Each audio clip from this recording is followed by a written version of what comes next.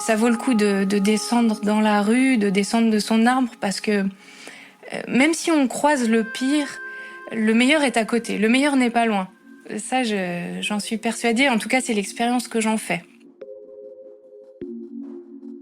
Pendant la pandémie de coronavirus, les associations d'aide aux plus démunis poursuivent leur mission auprès de personnes souvent fragiles, plus exposées à la maladie que le reste de la population.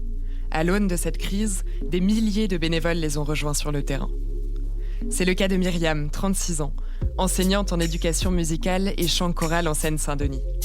Cette dernière habite à la Goutte d'Or, un quartier populaire du nord de Paris où se côtoient des dizaines de nationalités différentes. Au sein de cette population, beaucoup de familles et de personnes seules vivent dans la précarité. Au mois d'avril, Myriam est devenue bénévole à la table ouverte. Depuis le début du confinement, ce restaurant associatif a ouvert sa cuisine aux défavorisés du quartier. Myriam y distribue les repas et depuis le début du ramadan, elle sert désormais chaque soir la soupe de rupture du jeûne, la shorba, à 400 personnes. De confession catholique, Myriam nous raconte comment, alors qu'elle était confinée dans son appartement, cet engagement l'a sortie de l'isolement et lui a fait découvrir, au gré de ses rencontres, la religion musulmane. Par téléphone, en pleine crise sanitaire, elle a livré son témoignage à Christophe Héningue, journaliste au quotidien La Croix. Alors je m'appelle Myriam et donc en fait j'habite à Paris depuis peu de temps. J'ai vécu à Lyon pendant 11 ans et puis je suis venue à Paris pour enseigner. Donc je suis enseignante en éducation musicale et j'ai trouvé un poste en Seine-Saint-Denis et j'ai trouvé un logement de l'autre côté du boulevard Barbès. Donc le boulevard Barbès en fait il crée une sorte de frontière on peut dire sociale quelque part dans le 18e arrondissement, c'est-à-dire qu'il y a un côté un peu plus aisé, bobo, et puis l'autre côté donc qui correspond au quartier de la Goutte d'Or, qui est un quartier très populaire et mixte, coloré, mais en même temps un petit peu effrayant quand même sous certains aspects. Il se trouve que sur cette rue, il y a une sorte de friche abandonnée. Et en fait, c'est en fréquentant cette rue et ce jardin que j'ai rencontré la table ouverte, l'association La Table Ouverte. Voilà.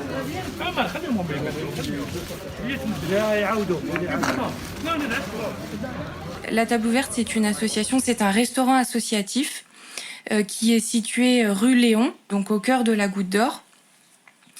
Et il se trouve que ce restaurant a un lien avec ce jardin. C'est eux qui en ont en quelque sorte la gérance. Et donc les bénévoles de l'association qui sont impliqués dans ce restaurant viennent souvent pour jardiner, mais aussi pour... c'est un espace de rencontre avec les personnes du quartier. Alors tous les ans, au moment du ramadan, il y a une distribution de la soupe qu'on appelle la shorba sur cette friche. J'ai compris qu'il y avait une histoire assez forte par rapport à ce jardin. C'était l'emplacement d'une ancienne mosquée. J'ai senti aussi que c'était un lieu symboliquement fort et important pour les gens du quartier et d'autant plus pour les personnes de confession musulmane. Alors moi je m'appelle Karima, j'habite à 3-4 minutes d'ici. J'ai pas beaucoup de moyens, donc je fais avec les moyens du bord. Ça nous permet de manger régulièrement de la viande ou du poisson. À l'origine, je suis secrétaire de direction et depuis 2 ans, je suis AVS, c'est-à-dire auxiliaire de vie scolaire. Je m'occupe d'enfants qui sont scolarisés et qui sont handicapés. Rachid, qui est le président de l'association, a décidé au début du confinement de permettre à ce que les bénévoles se retrouvent pour cuisiner chaque matin sur les locaux de l'association et qu'ensuite on distribue 200-250 repas chauds à toutes les personnes qui en ont besoin. J'ai eu envie de participer à cet élan humain, à cette dynamique très simple et très chaleureuse. Et j'ai très vite senti que moi aussi, j'en tirerais quelque chose pour mon vécu personnel du confinement, avec aussi toute l'exigence de la solitude que ça crée. En tout cas, j'ai eu besoin de sortir régulièrement pour m'aérer l'esprit, pour marcher un petit peu. Et je me suis vite rendu compte, en fait, que le quartier, dans certains endroits, devenait quelque part assez inquiétant. Je me sentais même plus en sécurité, en fait. dans des rues qui s'étaient vidées. L'association venait un petit peu en relais de cette insécurité pour moi, me permettant de sortir, d'être en lien avec d'autres et d'avoir aussi une action solidaire dans un quartier qui se précarise. Je m'appelle Tahar, j'habite rue des Poissonnières. C'est un hôtel meublé. Je suis né en Algérie, mais je suis arrivé en 1950. En cuisine, j'ai fait 52 ans en tant que chef de cuisine. Je viens pas tous les jours, mais je viens 2 fois par semaine. Bon, c'est bien ce qu'ils ont fait, c'est agréable pour ceux qui en ont besoin. Comme c'est un plat chaud et qu'il n'y a plus de restaurant, je préfère prendre un plat chaud. Je suis arrivée la première fois simplement pour distribuer les repas.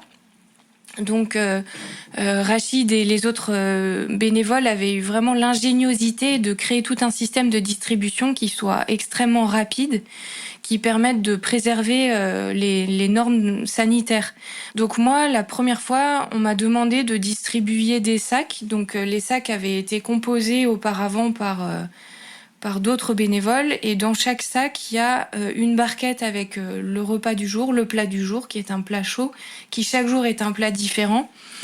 Donc une fois c'est tagine poulet olive, une fois c'est lentilles, une fois c'est haricots bœuf. Chaque fois il y a un menu différent. Enfin, il y a vraiment une volonté de diversité et de convivialité et de goût dans la composition du menu. Et donc j'ai commencé à distribuer ces sacs à la chaîne, en les associant autant que possible d'un regard, d'un bonjour, d'un bon appétit.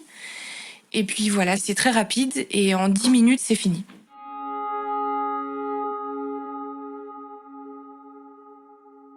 Avant la distribution, on était plusieurs à sortir dans la rue pour inciter les personnes à garder la distance de sécurité. Du coup, on rigole aussi avec cette injonction 1 mètre, 1 mètre. Enfin, c'est devenu comme... c'est un mot qui nous reste presque... au moment de s'endormir, on compte les moutons et on leur dit 1 mètre, 1 mètre. On a presque cette image qui... Aujourd'hui, c'était des macaronis bolognaises, avec un yaourt et une bouteille d'eau. Et un bout de pain. Et du couscous pour les derniers. Ah oui, il faut que j'aille chercher des repas. Il faut que j'aille à l'église, vous voyez. L'église vient en renfort par la table ouverte. Donc là, je dois filer, récupérer des repas froids. Parce que ceux qui arrivent, là, nous, on n'a plus de repas chauds. J'aime beaucoup ce terme de la table ouverte parce que elle est véritablement ouverte, cette table. Tant du côté de ceux qui cuisinent que du côté de ceux qui reçoivent le repas et qui s'y restaurent. Et en fait, c'est un peu les mêmes aussi, quelque part, qui cuisinent et qui se nourrissent. Et les rôles sont pas aussi clairs. Ça fait écho pour moi à ce terme de frontière que j'ai utilisé en parlant du boulevard Barbès. Et je trouve que là, oui, il y a des frontières, il y a des lignes, il y a des confessions distinctes, il y a des bénéficiaires, il y a des bénévoles. Et en même temps, tout ça se rencontre et se croise.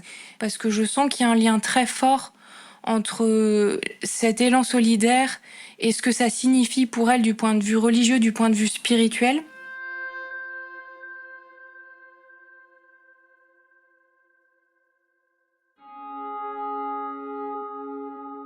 J'ai été élevée dans une famille catholique pour laquelle la foi chrétienne, le catholicisme n'est pas un vain mot, enfin, c'est quelque chose de très fort.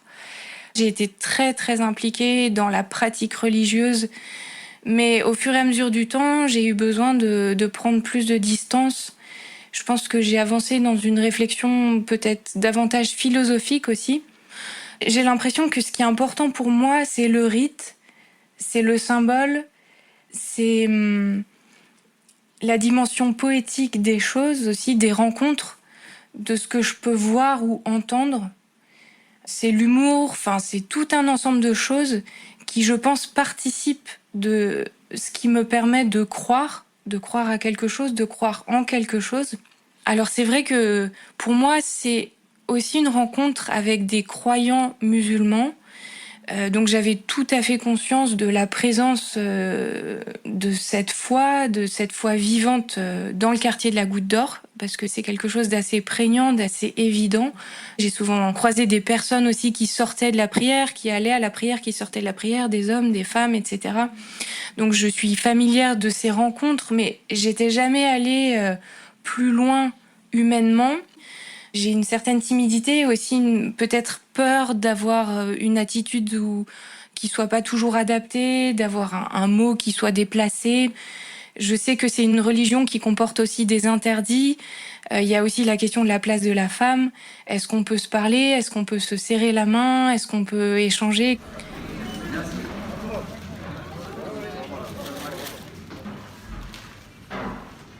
Je perçois la dimension symbolique de ce que représente la Chorba et ce moment. C'est-à-dire que cette soupe, c'est la soupe, d'après ce que je comprends, qui permet de sortir du jeûne.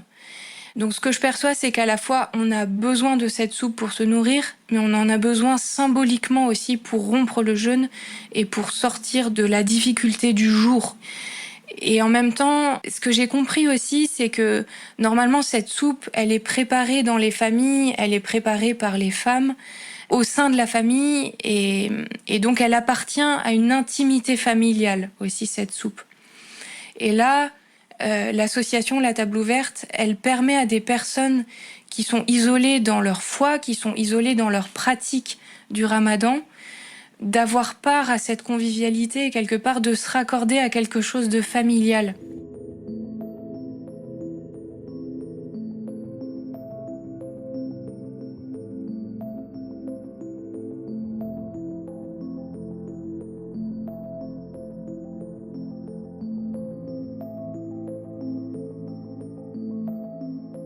On m'a dit une fois « Ah oui, mais toi, tu fais pas le Ramadan, ça se voit ». J'ai dit « Ah bon, mais comment ça se voit que je fais pas le Ramadan ?» Et on m'a dit « Bah oui, t'as beaucoup trop d'énergie pour quelqu'un qui fait le Ramadan. » Parce que j'essayais d'interpeller toujours en disant 1 mètre, etc. pour que les personnes restent à distance. Et bon, j'essayais de le faire avec un certain enthousiasme et une bonne humeur. Et j'ai compris que c'était un peu suspect dans le contexte, parce que ça montrait que je faisais pas le Ramadan. Et donc j'ai dit, bah oui, effectivement, je ne fais pas le Ramadan. Donc plusieurs ont essayé de me convaincre des bienfaits du jeûne. C'est-à-dire qu'on a essayé de m'interpeller sur ce bienfait pour la santé, et aussi le bienfait spirituel. Donc j'ai pu nouer quelques échanges comme ça avec les personnes, et ça m'a moi-même questionnée, du coup, sur ma foi, sur mon identité. Oui, je fais pas le Ramadan, mais pourquoi je fais pas le Ramadan ? Est-ce que je fais pas le Ramadan parce que je suis chrétienne ? Est-ce que je suis chrétienne ? Comment je l'annonce ? Comment je le dis ? Quel sens ça a ? Je fais pas le Ramadan, mais je fais le carême, j'ai dit une fois. Et puis quelqu'un m'a dit, mais c'est pas la même chose. J'ai dit, oui, c'est pas la même chose, mais c'est exigeant quand même, le carême. Et ça m'a rendue un petit peu jalouse parce que j'ai senti quelque chose de très fort, de communautaire. Et cette dimension rituelle, elle m'a questionnée aussi, personnellement.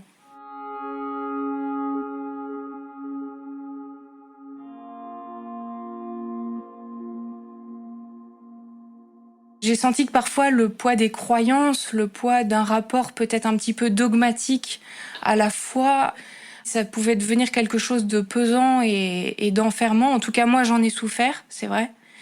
Et j'ai eu besoin d'une certaine distance pour me payer le luxe d'entendre quelque chose, d'entrer dans une autre écoute aussi. En tout cas, j'ai eu le sentiment que parfois, être trop près des dogmes, trop près de la pratique rituelle, dans un sens très appliqué, très perfectionniste aussi. En tout cas, les pas de côté, les pas en arrière par rapport à l'institution, puisque c'est de ça qu'il s'agit.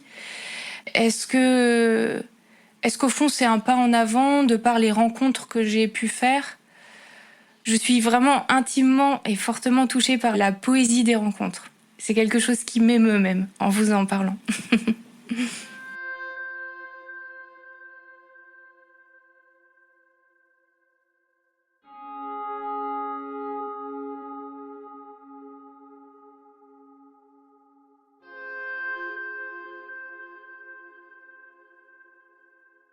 Je pensais à Zachée et à cette interpellation du Christ, descends de ton arbre.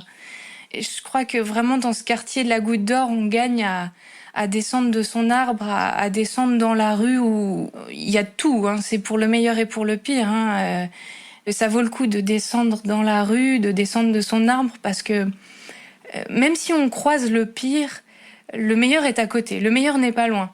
Ça, j'en suis persuadée, en tout cas, c'est l'expérience que j'en fais. La table ouverte, il y a beaucoup à en dire. Qu'est-ce que cette table ? C'est la table...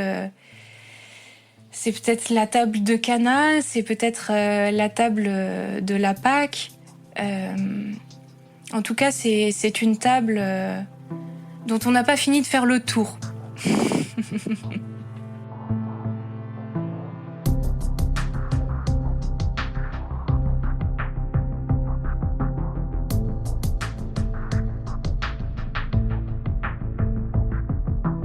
Si vous avez aimé le témoignage de Myriam, n'hésitez pas à le partager.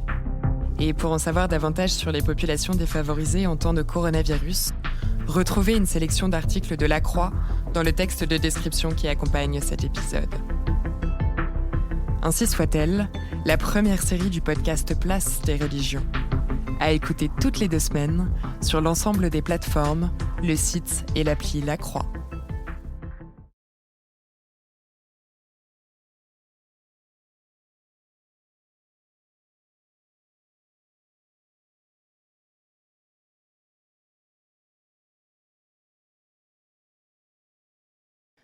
Vous avez aimé ce podcast ?